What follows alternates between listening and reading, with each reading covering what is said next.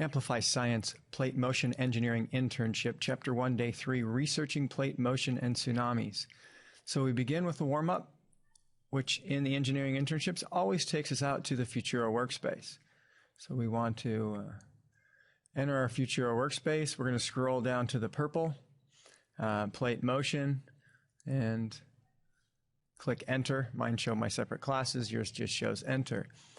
Today, you will have a Day 3 message.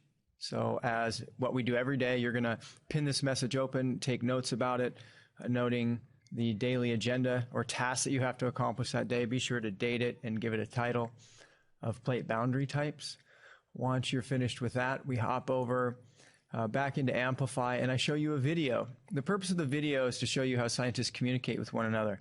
This really focuses on what a project proposal will look like. So instead of this being about toothbrushes, imagine it being about a tsunami alert system.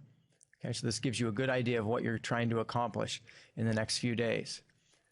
Then we move on to researching plate boundaries. You're going to get, after reviewing the articles in the dossier that you've looked at, you're going to get a map and a transparency. So we're going to take and we're going to map onto this map.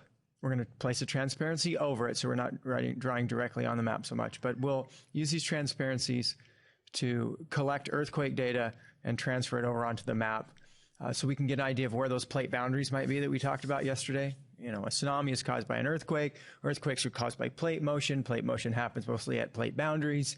So if we can discover where a plate boundary is and what kind of boundary it is, we can probably predict larger earthquakes, which is probably where we want to put the sensors to be most effective. So this all makes sense towards our goal.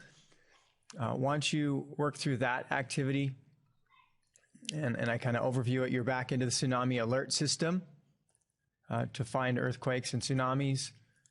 And then the after hours work is just going back and reviewing your notes for the day and making sure you accomplish each of the tasks. So that is lesson 3